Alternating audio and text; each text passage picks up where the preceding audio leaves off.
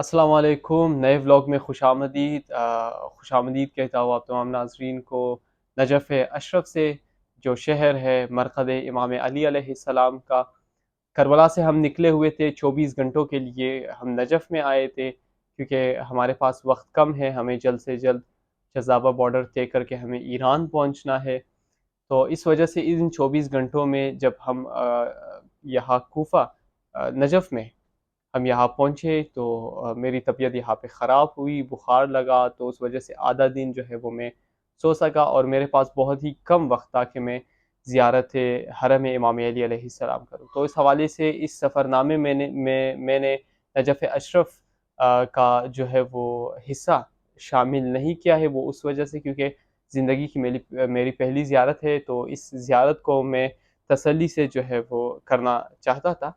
Time कम होने की वजह से मुझे एक्स्ट्रा टाइम चाहिए था ताकि मैं आप लोगों के लिए मुख्तलिफ मनाज़िर शूट कर सकूँ। और जिस तरह के हमारे प्रीवियस व्लॉग में कमेंट आया था कि आप जो है वो ज़्यादा बातें करते हैं व्लॉग के अंदर, आप हमें ज़्यादा सीन्स दिखाया करें उस जगह पर, बजाय कि आप हमें जो है वो अपना शक्ल दिखाते।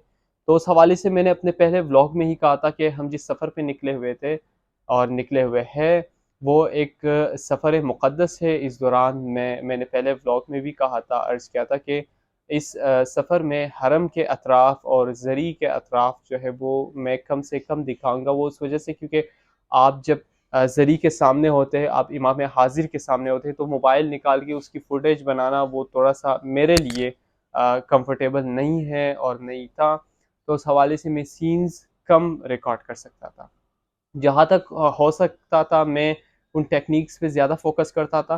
जो ज़ियारत है वो मानवी है, वो मैं अपने हद तक रखूँगा, इंडिविजुअल है। हर कोई जो आए इमाम के साथ मनाजात राज़-व-नियाज़ वो उनके अपने हद तक होते हैं, मगर साथ में जो जितने भी सीन्स वगैरह थे कि आप यहाँ पे आप करेंसी यहाँ की किस तरह है, आप मुसाफ़िर खाने अच्छे तरीके से किस तरह ढूँढ सकते हैं, या हिस्टोरिकल मामलात पे मैं आपको कुछ गाइड कर सकता था। तो ये कुछ जो है वो कुछ थोड़ी-सी वज़ाहत थे। उम्मीद है कि हमारे जो व्यूअर हैं वो हमारे लिए निहायत एहतराम के काबिल है। इस हवाले से मैंने कुछ पॉइंट्स आपके खिदमत में पेश किया। और दूसरा ये कि हमारा नजफ़ का सफ़रनामा इस सफ़रनामे में जो है वो शामिल नहीं हो सकेगा टाइम कम होने की सूरत से। और अभी कुछ देर बाद हम शज़ाबा बॉर्डर की जानिब निकलेंगे। वापसी हमारा इराक़ का सफ़र जो है वो यहाँ पर तमाम हुआ। इसके बाद हम इंशाअल्लाह क़ुम और दोबारा मशहद मुक़द्दस जाएंगे, तो वहाँ के व्लॉग्स आपके पेश खिदमत करूँगा। और अभी अभी जो है वो हम करबला में जितने मुक़द्दस मकामात पे गए थे, ज़री है, इमाम हुसैन और अबुल फ़ज़ल अलैहिस्सलाम के अलावा जितने भी मकामात थे, खैमगाह और दूसरे मकामात पे जहाँ पे वाक़ई करबला रूनुमा हुआ था, उसको मैं इस व्लॉग का हिस्सा जो है वो बनाऊँगा। देखिएगा और अपने दोस्तों और जानने वालों के साथ भी शेयर कीजिएगा, और अपने कीमती आरा से जो है वो हमें कमेंट सेक्शन में आगाह कीजिएगा।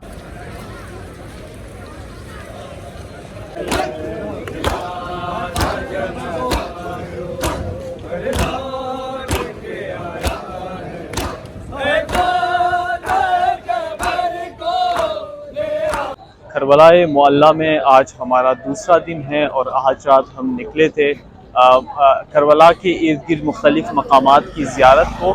सबसे पहले हमें मकाम इमाम ज़मान अलैहिस्सलाम, फिर मकाम इमाम जाफ़र सादिक़ अलैहिस्सलाम, और इसके बाद मकाम शहादत अली अकबर अलैहिस्सलाम और मकाम शहादत अली असग़र अलैहिस्सलाम को निकले। ये वही मकामात थे जहाँ पर तकरीबन 1400 साल पहले 61 हिजरी को यज़ीदी लश्कर ने इमाम अलैहिस्सलाम के नौजवान बेटे हज़रत अली अकबर अलैहिस्सलाम और 6 महीने के बेटे जनाब अली असग़र अलैहिस्सलाम को यहाँ पर शहीद कर डाला था। तो अंदरून गलियों में इनके मकामात मौजूद है। और मेरे पीछे आप देख सकते हो कि ये एक शेल्टर है जो कि हरम इमाम हुसैन अलैहिस्सलाम की जानिब से उन ज़ायरीन के लिए बनाया गया है। एक सायबान है जहाँ पर air conditioner, cooler system, conditioning system बनाया गया है, जो ज़ायरीन जो है वो साहिब इस्तिताअत नहीं है मुसाफिर खाने के लिए, तो वो यहाँ पर ठहर सकते हैं। इसके अलावा हरम के सरदाब मुक़द्दस में भी ایسے ہال جو ہے وہ بنائے گئے ہیں تاکہ زائرین وہاں پر اسٹے کرے اور وہاں پر بیٹھ کے آرام کر سکے اور رات کو بھی جو ہے وہ وہاں پر سو سکے۔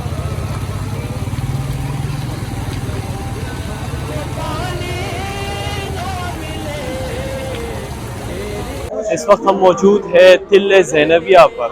تل زینبیہ کو کنسٹرکشن کی وجہ سے جو ہے وہ بند کر دیا گیا ہے، مگر چھوٹا مقام جو ہے وہ زیارت کے لیے کھلا ہوا ہے۔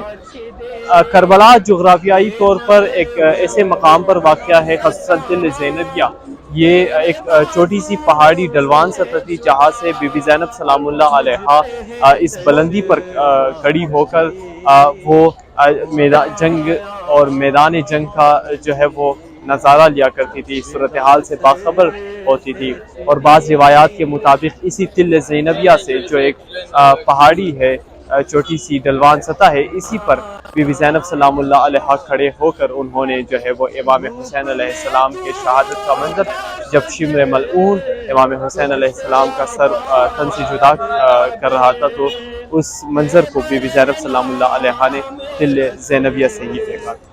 کیا نہیں تجھے کو خبر اے علمدار وفا، اس بہن کو باخدا تجھ سے ڈھارس تھی بڑی، تو نایا غازی، جب ردا سر سے چنی میں صدا دے، آ گئی شام علم لٹ گئے ہیں لے حرم، ریت پر جلتی ہوئی ہو گیا ٹھنڈا عالم، پرس دینے کے لیے مجھ سے ملنے کے لیے آ گئے بابا علی، تو نہ